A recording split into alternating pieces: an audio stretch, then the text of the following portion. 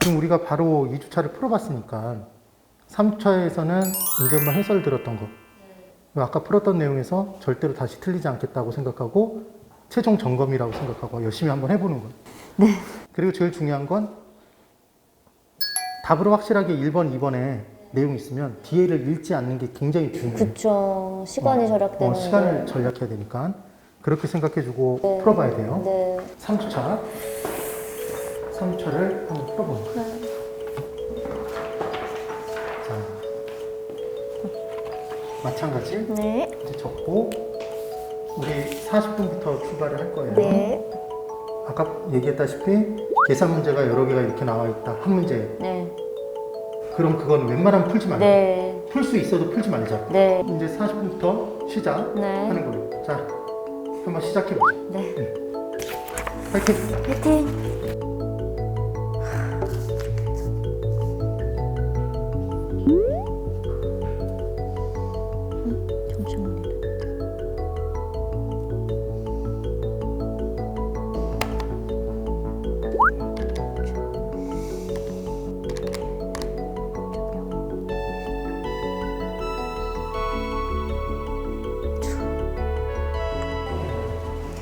잠시만요. 자, 이제 찍으셨나요? 모르겠어요. 저 아는 게 아무것도 없었어요, 이번에.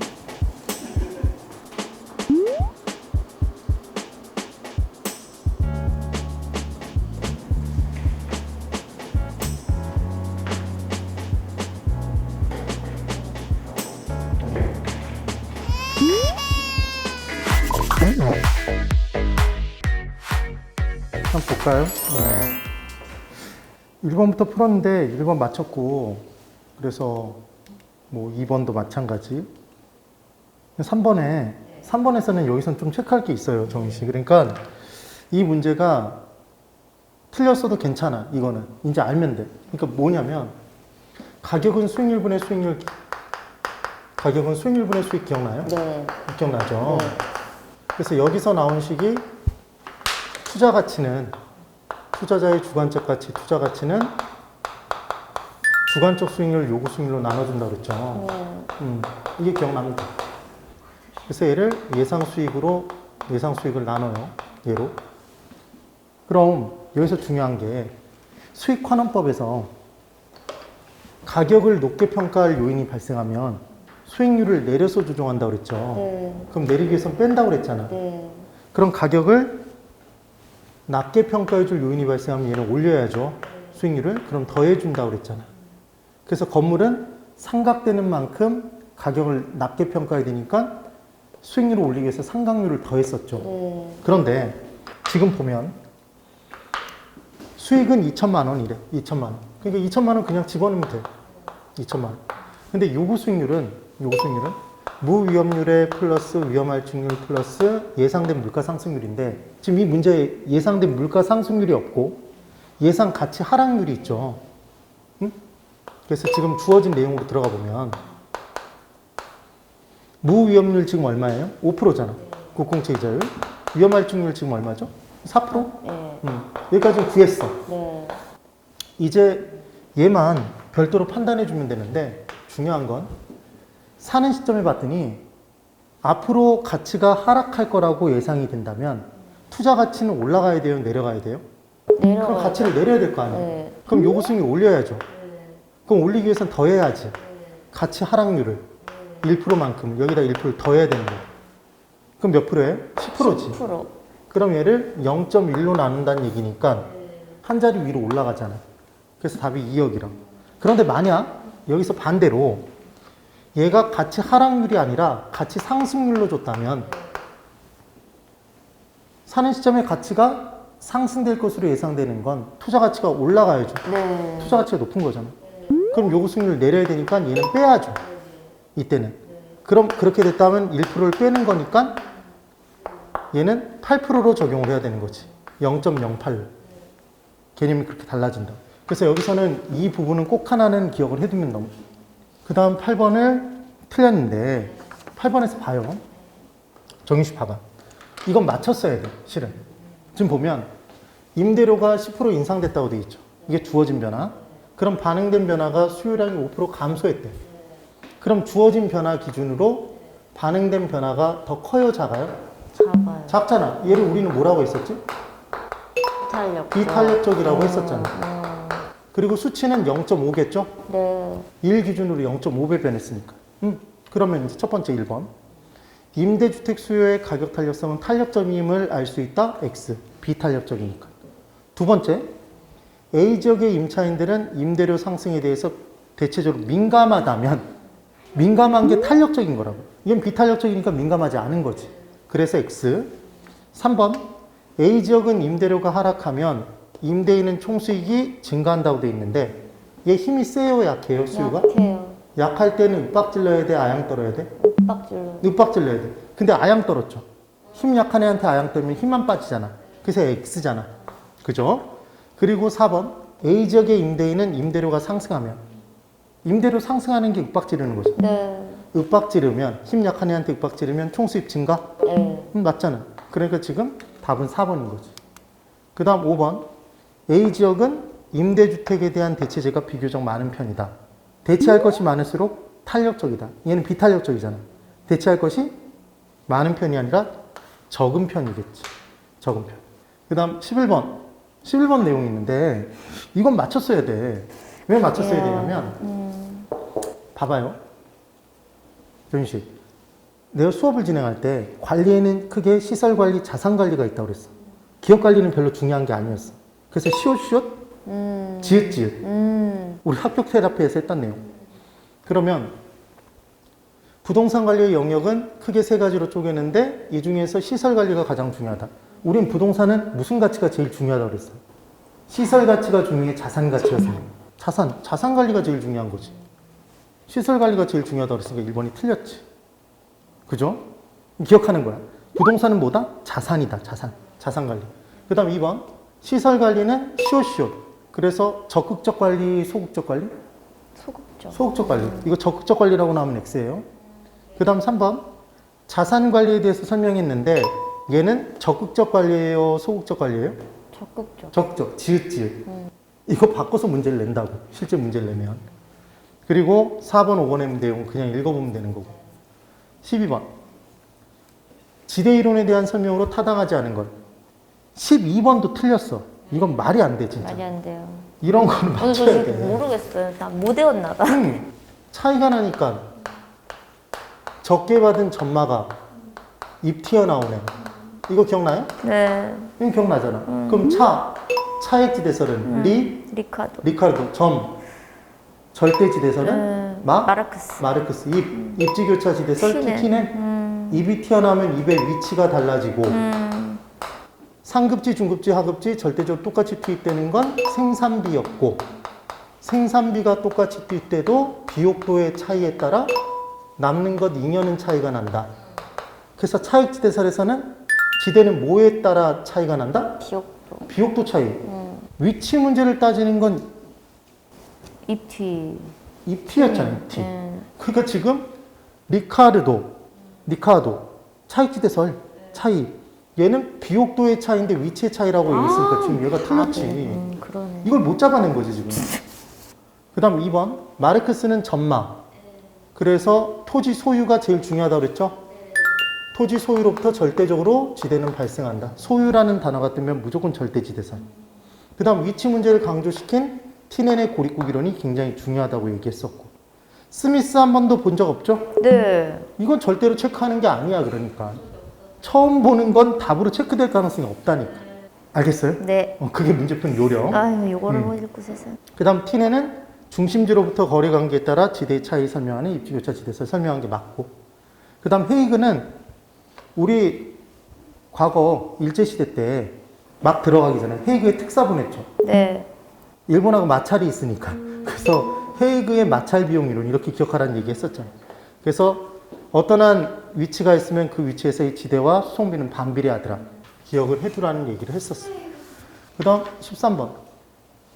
부동산 인재 금융과 관련된 내용으로 잘못된 것을 골라보십시오. 이렇게 얘기를 했는데 다른 거 다 떠나서 지금 정윤 씨는 5번을 찍었는데 잘 봐요.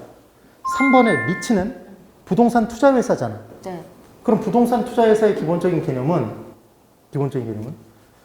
우리 일반인들은 부동산 투자에 대한 전문성이 떨어지고 부동산은 고액이기 때문에 소액 투자자라는 개념이 있을 수가 없으니까 다수의 소액 투자자들도 부동산 투자의 기회를 간접적으로 가질 수 있도록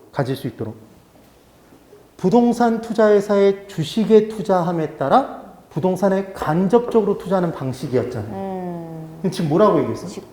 직접 투자 방식이라고 얘기했잖아요. 정말 중요한 포인트였어요. 그리고 부동산 투자회사의 주식을 사는 거니까 걔는 돈을 빌려주는 게 아니라 지분금융이었고. 그죠? 그런 게 기억이 나야 돼. 그 다음 폐쇄형 리츠는 리츠의 주식을 사놓고 네가 마음에 안 들어. 좋은 줄 알고 주식을 샀더니 안 들어. 그러니까 네 주식 다시 사가라가 환매 요청인데 다시 사가라가 그 환매를 못하게 되는 게 폐쇄형.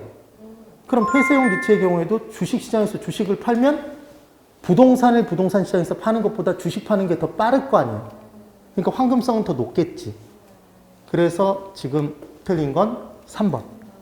그래서 뭐는 정윤 씨가 확실히 기억하고 있었어야 되냐면 리츠는 부동산에 리츠의 주식을 사는 우리가 직접 투자하는 게 아니라 리츠의 주식을 사면 리츠에서 부동산에 투자하는 거니까 우리는 부동산에 간접적으로 투자하는 효과가 발생하는 거지. 이거 반드시 기억해요. 네. 16번. 16번은 틀렸어도 돼. 자, 봐요. 근데 이게 처음 봤을 때는 분명히 생소했을 거예요. 지금 보면 원리금 균등사한 방식에선 반드시 뭐 줘야 된다고 그랬죠? 화폐 시간 가치 계수 중에. 원리금 균등사한 방식. 저당상수. 네, 저당상수. 그러면 지금 원리금 균등사한 방식에 의한다고 얘기를 했으니까 저당상수를 곱해야 매년의 원리금 균등상환액이 나올 거 아니에요.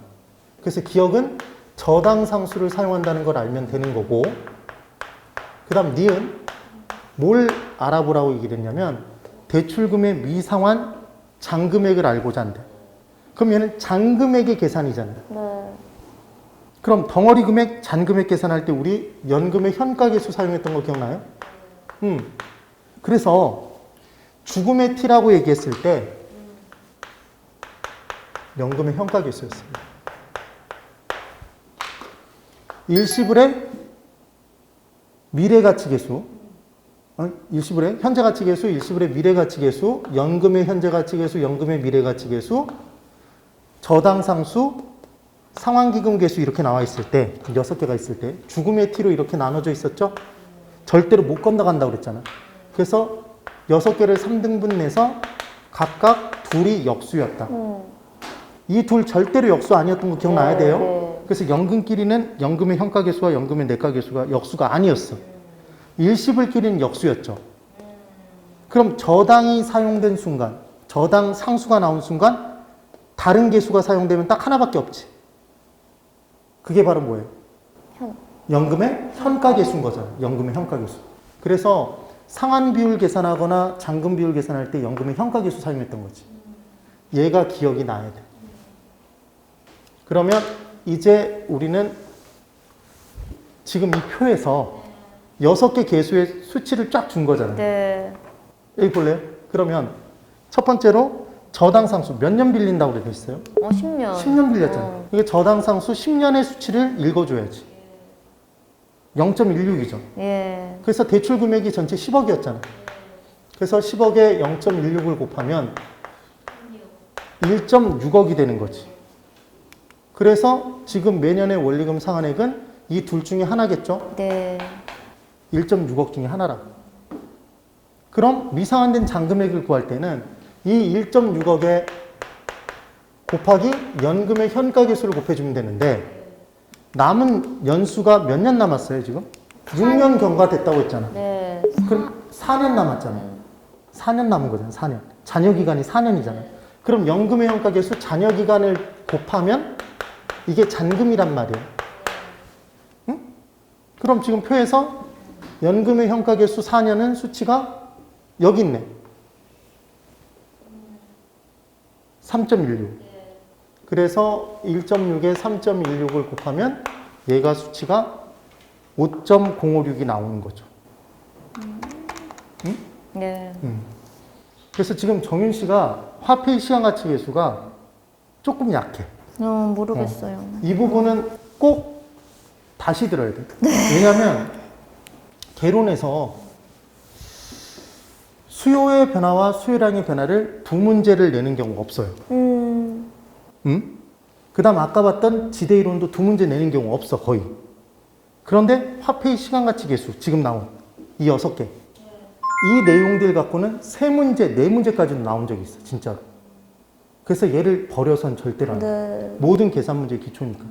그래서 다른 부분 말고 꼭 한번 네. 집으로 돌아가서 네. 이 부분 다시 한번 봐요. 네. 꼭 보셔야 돼. 네. 18번. 이것도 지금 화폐의 시간가치 계수잖아. 그래서 화폐의 시간가치 계수가 이렇게 몰아서 나올 수도 있다는 거 보여주기 위해서 낸 거예요. 그러니까 아마 스트레스를 받으면서 좀 어렵다고, 아까 풀었던 것보다 좀 어렵다고 생각했던 건 화폐의 시간가치 계수 문제가 많았기 때문이에요. 그래서 18번에 화폐의 시간가치에 대한 설명이다, 올바른 것 이렇게 돼 있는데 이 문제 간단히 푸는 방법이 있어요. 잘 봐. 보세요. 1번에 연금의 내가 계수는 미래가치를 두 글자로 줄인 게 내가죠. 그렇잖아. 그러면 연금의 내가 계수와 연금의 현가 계수가 역수라고 얘기했으니까 이 둘이 역수라고 얘기한 거니까 X잖아요. 네. 이미 틀렸잖아요, 여기. 여기 틀린 거야. D를 읽어볼 필요도 없는 거야. 그 다음, 두 번째. 연금의 현가 계수와 연금의 내가 계수가 역수라고 얘기했으니까 얘도 X네. X. 그 다음 세 번째. 감채기금 계수와 연금의 현가 계수가 역수라고 돼 있는데 감채기금 계수, 미음자가 들어있으면 미래가치 계수. 네. 저당상수 미음자 없어서 얘 연금의 현가 계수와 관련된 내용이었잖아. 그러니까 지금 미음자 들어있는 감채기금 계수와 연금의 현가 계수가 역수라고 얘기했으니까 얘도 네. 틀렸네. 다른 거 이 뒷부분을 몰라도 네. 이 역수 관계로만 이렇게 풀 수 있단 말이야. 그래 놓고 4번에 일단 저당상수는 미음 없죠. 네. 그럼 연금의 현재 가치와 관련된 계수잖아. 네. 그럼 얘는 연금의 현가 계수의 역수가 맞죠? 네. 여기까지 맞춘 거예요, 지금. 그러면 현재 이론을 빌렸을 때 현재 이론 빌린 돈이죠? 네. 얘가 저당이네? 그럼 저당에 무언가를 곱하면 매기간 상환할 금액이 계산된대요. 응? 그때 사용하는 계수는 저당 상수잖아. 네. 저당 상수의 3006 맞죠? 네. 그러니까 4번이 맞은 거지, 지금. 네. 그럼 5번에 일시불의 미래가치 계수와 일시불의 현재가치, 일시불끼리는 역수관계 맞아요? 맞다. 여기까지 맞는데 봐봐. N년 후에 1원이 이렇게 돼 있어요. 그럼 N년 후 1원이니까 일시불이죠? 네. 한 번 나왔으니까 일시불. 네. 할인율 R%를 적용했을 때 현재 가치가 얼마인지 알고 싶대요. 그럼 일시불의 현재 가치가 알고 싶으면 그때 뭘 곱해요? 현재가. 현재 가치니까 무슨 계수? 현재. 일시불의 현재 가치 계수여야지. 근데 지금 뭐라고 그랬어? 미래. 내가. 얘가 일시불의 내가 계수의 설명이라고 했으니까 X인 거지. 그 다음 19번 맞췄고 20번. 이것도 잔금 비율, 상환 비율 문제가 나오니까 이것도 틀려버린 거죠. 근데 다른 건 다 봤으니까 지금 5번 봐요. 상환 비율은 일시불의 내가 계수를 사용하여 구할 수도 있고 저당 상수를 사용하여 구할 수도 있다 이렇게 돼 있는데 여기 볼래요? 똑같은 문제잖아. 상환 비율이라는 개념은 상환한다는 건 내가 돈을 빌린 목돈이 있으니까 걔를 갚을 거 아니에요. 그래서 상환된 금액이 원금에서 차지하는 게 상환 비율. 잔금 비율은 갚았는데 아직 못 갚은 돈이 있으면 그게 잔금이고 잔금이 차지하는 비율이 잔금 비율. 그러니까 어찌됐건 걔들은 저당과 관련된 내용에서 나오는 거다. 네. 그래서 상환 비율 구할 때 상환 비율은 비율이니까 짝대기를 짝 긋고 우리가 알고 싶은 상환된 금액이 분자. 그래서 연금의 현가 계수가 분자로 들어가는 건 얘는 무조건 기억해야 돼. 무조건. 얘 상환 기간이 분자로 들어가는 거고 분모는 연금의 현가 계수 전체 기간이 들어가줘야 전체 원금이 나오더라. 그러니까 결국 결론 상환 비율이니까 상환 기간이 들어가고 그때 무슨 계수를 사용한다는 것만 알면 된다? 연금의 현가 계수. 근데 지금 뭐래요? 여기? 연금. 일시불의 내가 계수를 사용해서 구할 수 있다고 하니까 X인 거지. 근데 왜 저당 상수를 사용해서 구할 수 있다고 돼 있을까요? 정윤 씨? 연금의 현가 계수의 역수가 저당 상수라며. 저당 상수로 집어넣으면 얘를 뒤집어야지. 네. 역수니까. 그럼 상환 비율이 똑같이 계산될 거 아니에요. 오케이? 그래서 5번인 거예요. 5번. 그 다음 22번. 어림셈법과 비율분석법에 대한 투자지표에 관한 설명 가장 올바른 것 찾아보십시오. 이렇게 문제가 나왔는데 이 문제는 조금은 복잡하고 어려워. 사실은. 계산 문제만큼 어려운데 여기서 주의하실 건 여기 한번 볼까요? 대부 비율과 부채 비율 있죠? 네. 그러면 대부 비율과 부채 비율은 같은 거다 다른 거다? 다른 거죠. 무슨 도사? 부채도사. 걔만 다르다고 그랬잖아. 부채 도사는 어디에 산다? 집에. 집에. 지분분의 부채였고 얘는 전체 돈분의 남의 돈. 그래서 부채 비율에 대부 비율을 더한 게 1이 아니라 전체 돈에서 남의 돈이 차지하는 비율에 내 돈이 차지하는 비율을 더해야 지분 비율을 더해야 이게 100%가 나올 거 아니에요. 네. 그죠? 이게 아니라 이 내용. 얘를 꼭 기억해야지. 그 다음 또 하나. 지분 배당률은 지읒 네. 얘 세전 수익률. 네. 그럼 세전 수익률은 짝대기 짝 긋고 우리가 알고 싶은 세전 수익의 분자 분모의 전후는 무슨 투자예요? 아, 지분. 지분 투자예요. 조순 총리였으니까 조순은 총 투자이고 지금 이렇게 얘기를 해야 되는데 세전 현금 수지에서 지분 배당액이 차지하는 비율이다 이러면 지분 배당액이 분자 분모의 세전 현금 수지라는 얘기잖아요. 완전히 다른 내용이니까 X인 거지. 오케이? 네. 그리고 부채 감당률은 지금 4번의 총자산 회전율은 별로 기억할 필요 없고 5번의 부채 감당률은 짝대기 짝 긋고 우리가 알고 싶은 부채를 감당하는 건 순영업소득이 감당하는 거니까 순영업소득이 분자여야 되죠. 네. 근데 지금 부채 서비스액이 순영업소득의 몇 배가 되는지를 나타내는 비율이다 그랬으니까 분모 분자 바뀌었지. 이해가 돼요? 그래서 얘가 순영업소득이 분자여야 되고 부채 서비스액이 분모면 얘가 2억이고 얘가 1억이면 순영업소득이 부채 서비스액의 2배잖아. 네. 그렇죠? 부채 서비스액이 순영업소득이 몇 배인지를 나타내는 비율이 아닌 거지. 얘가 주인공이지, 얘가. 순영업소득이. 그 다음 24번.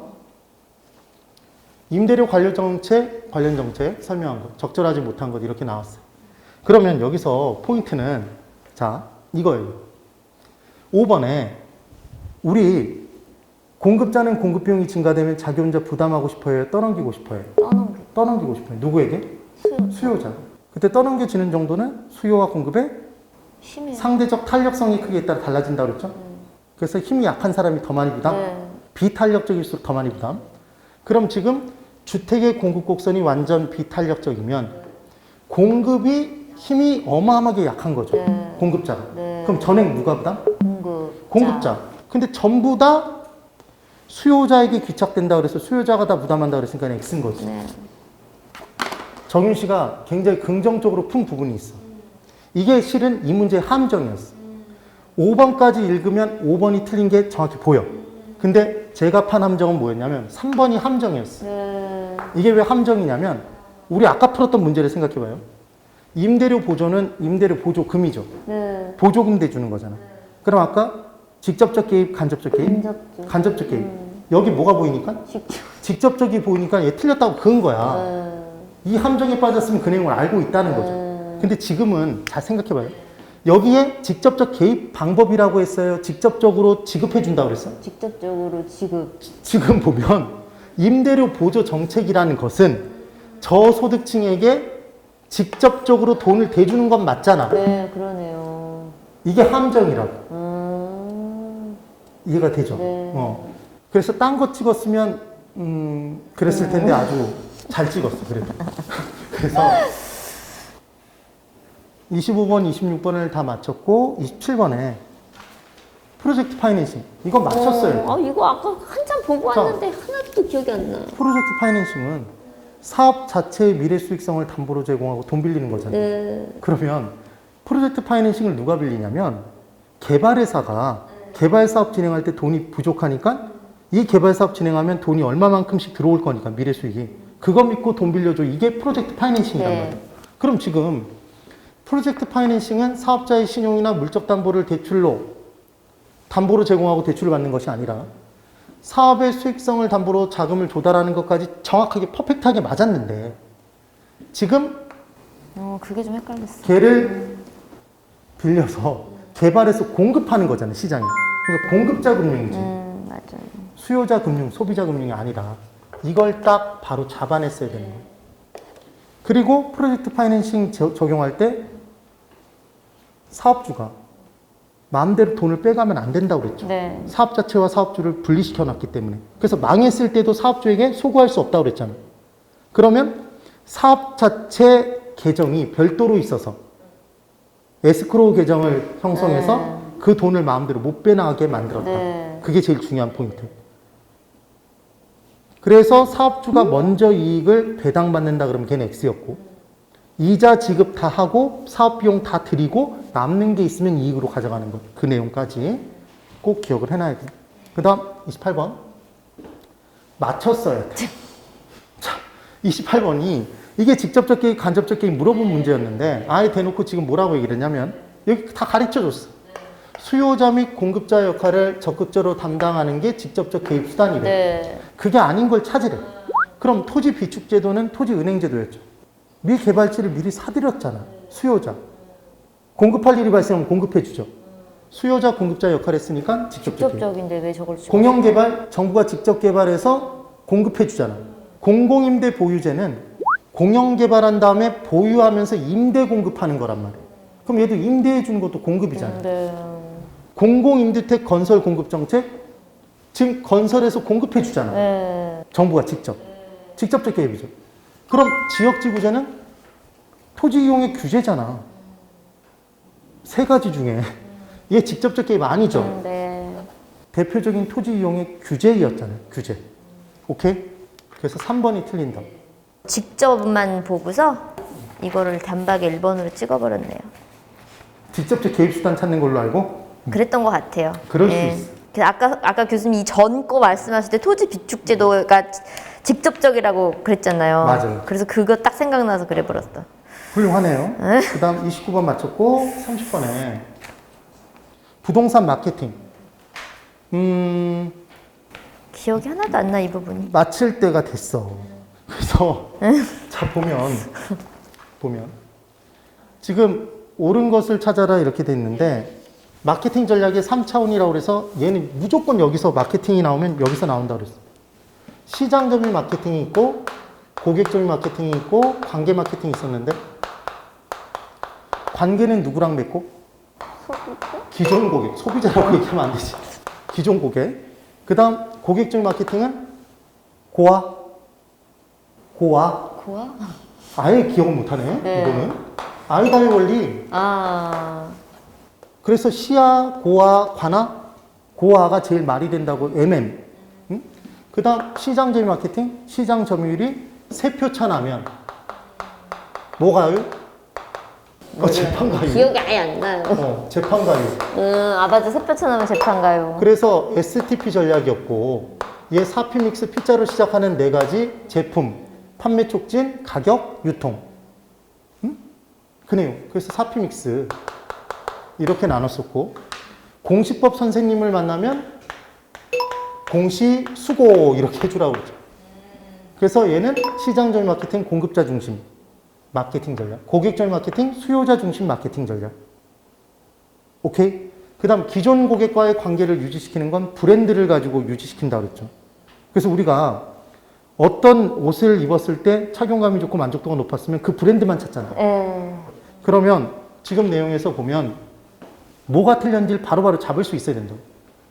고객 점유 마케팅 전략의 STP 마케팅 믹스, 이게 4P 믹스.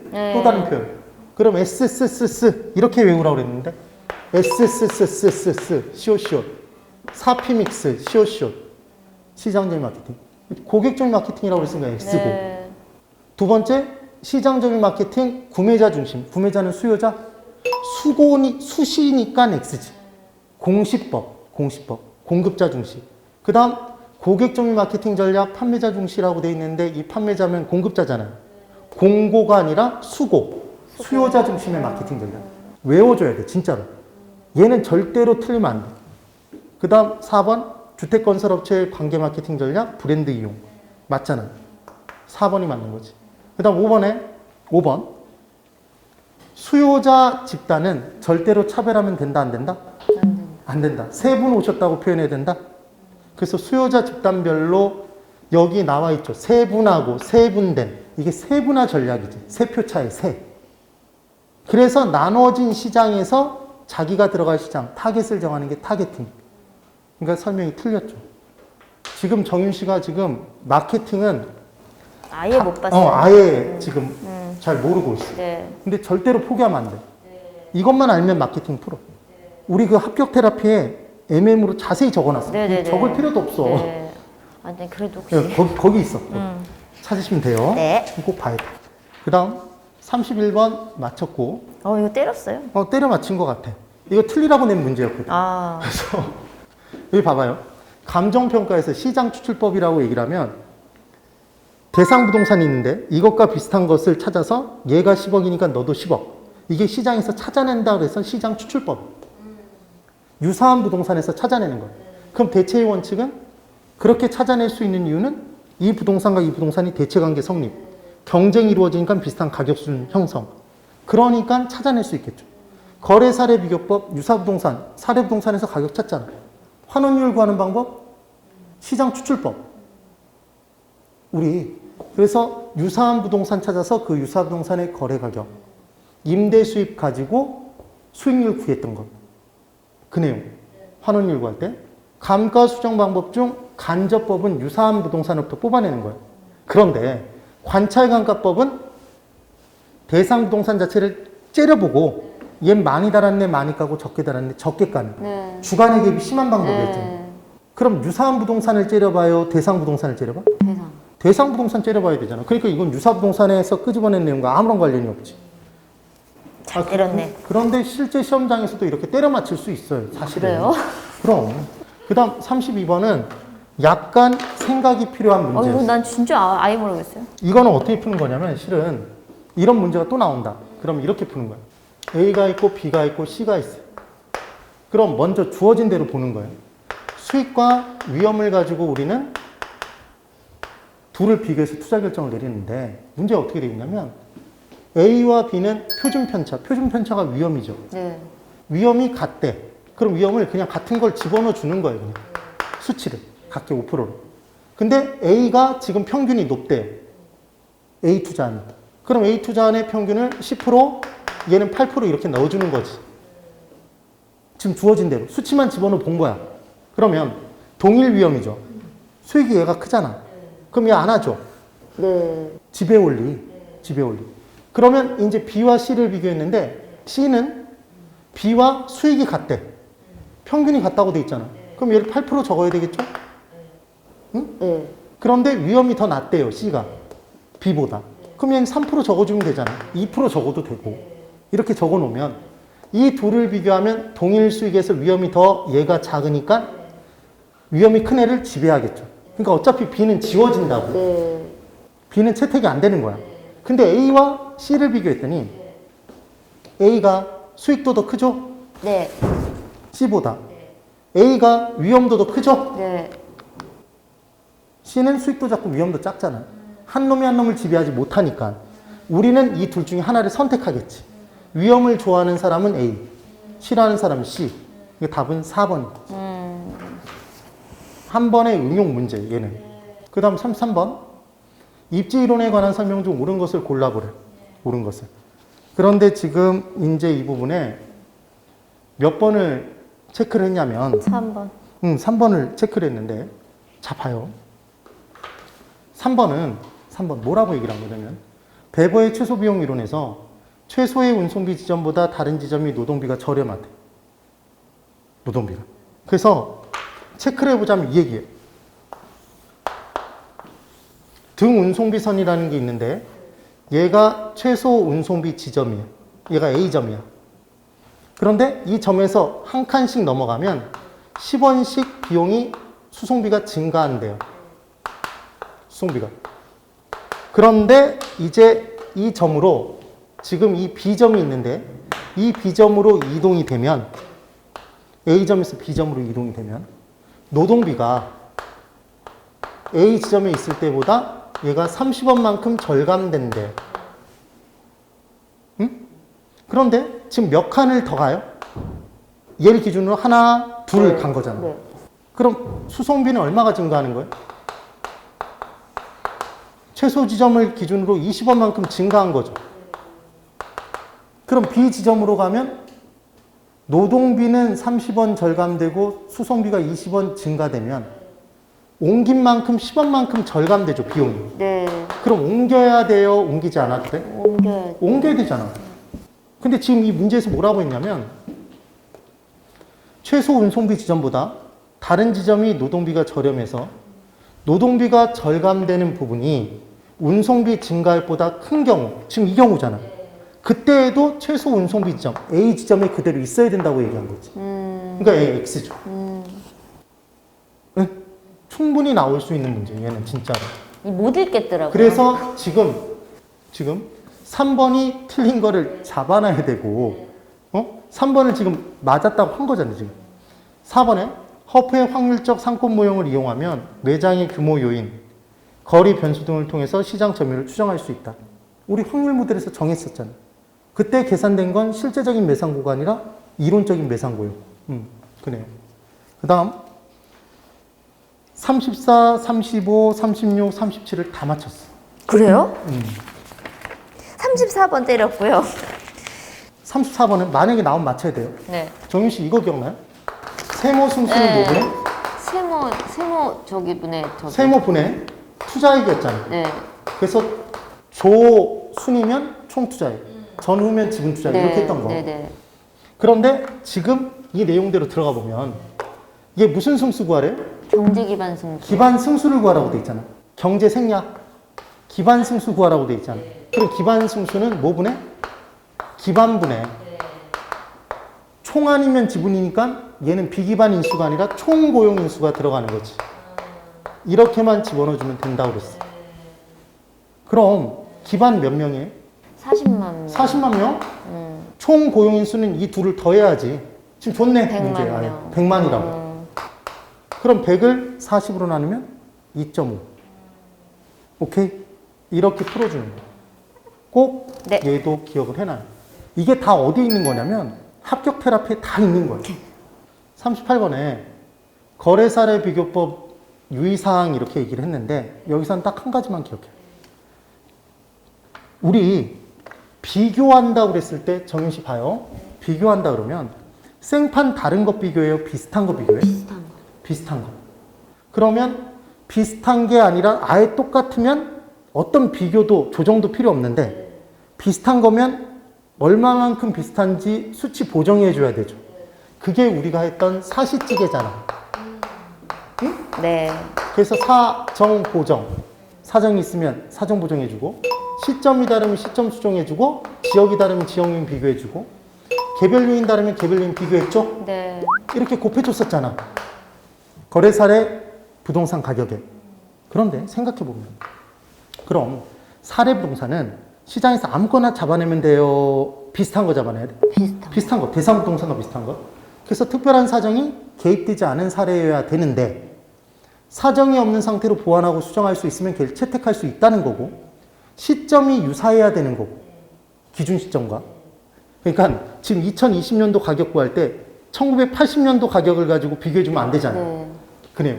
그 다음 지역이 비슷해야 되고 지역적 유사성, 개별적 유사성이 있어야 돼요. 그러니까 지금 4번에 대상 물건이 목조 건물인데 나무로 지었는데 사례 물건을 석조 건물로 찾아서 비교해주면 안 되겠지. 네. 지금 그 얘기랍니다. 네. 이해가 되죠? 근데 5번을 보면 자 개별 요인의 비교가 가능한 경우라 할지라도 나지와 건부지는 지상의 건물이 없는 땅과 있는 땅은 유형이 다르니까 채택할 수 없다고 얘기를 했는데 이거 기억나요? 나지 가격에서 건부 감가를 빼면 철거 비용만큼 건부 감가를 빼면 이게 건부지 가격? 그래서 일반적으로는 건부지 가격은 나지 가격보다 낮은데 응? 둘이 같아질 때도 있다? 네, 있어요. 얘가 빵이면 네. 이미 최고 유한용이 되고 있으면 건부감가 빵. 그럼 이 둘이 같잖아요. 그럼 나지가 대상 부동산일 때에도 건부지가 채택될 수도 있겠다? 같아지는 경우도 있으니까. 근데 지금 절대로 채택할 수 없다 그랬으니까 5번이 틀린 답이겠지. 이렇게 잡아내는 거야. 네. 얘는 익혀둬야 돼요. 네. 세상에 이걸 틀렸어. 네. 세상에 이 거저주는 문제를 세상에. 시점자가 들으시면 네. 시점은 과거, 현재, 미래로 끊임없이 뭐 된다? 전동? 변동된다. 무슨 원칙? 변동의 원칙. 문제가 쉬운 문제가 앞에 있고 어려운 문제는 뒤에 있어요? 그게 아니에요. 섞여 있다니까. 그래서 앞에서 어려운 문제 쫙 내서 진을 다 빼놓은 다음에 뒤에 가서 막 쉬운 문제가 쫙 나오는 경우가 있어. 근데 이미 진이 빠졌어. 궁박 상태에 있기 때문에 심적인 궁박 상태에 빠져서 아예 못 풀어. 그러니까 이것도 아까 들어왔더니 이미 표정이 거의 죽었어. 2회차 볼 때보다. 그러니까 이게 이렇게 쉬운 문제가 있음에도 불구하고 못 풀고 그냥 넘어가 버린 거야. 1번이 답. 40번. 이것도 거저 주는 문제야. 그러게요. 탤런트 누가 있다고? 유의. 아, 유의. 그래서 유상유의 이렇게 외우라니까. 맞다. 그래서 아유. 가치 발생 요인으로 옳게 연결된 것. 유상유의. 답 3번. 화폐의 시간가치 계수의 내용이 좀 더 많았고 투자론 내용이 좀 더 많았기 때문에 헷갈릴 수 있었을 거예요. 점수가. 네. 그러니까 2회차랑 비슷한 유형으로 나왔으면 분명히 성적이 더 뛰었을 거예요. 그래서 체크해서 중요한 부분들 설명했던 것만 놓치지 않고 정확하게 다시 잡으면 분명히 합격해요. 저도 요즘 이제 막판에 정리를 하고 있어서 열심히 하고 있으니까 나 동차북 꼭 정유식 꼭 1차 붙어야지. 네. 그렇죠? 네. 우리 열심히 해서 꼭 합격하는 거예요. 네.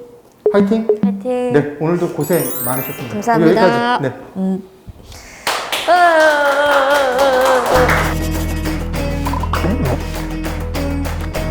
뭐라 그래야 되나? 그 문제풀이를 많이 못했어요, 집에서도. 왜냐면 진도 왜 연연하다 보니까 보다가 다시 앞으로 돌아가고 뭐. 근데 이제 오늘 좀 모의고사를 봐본 결과 진짜 이제 문제풀이의 비중을 조금 높여야 되겠다라는 전략이 나름 생겼고 또 이렇게 자극을 받아서 얼마 안 남았지만 이제 문제를 풀면서 이제 보완해야 될 거 하고 그리고 제가 오늘 어떤 부분이 취약했는지 알았으니까 그 부분 강의를 오늘 집에 가서 다시 좀 정확하게 제 머릿속에 들어올 수 있게 다시 한번 들어봐야 될 것 같아요. 네. 여러분 힘내세요.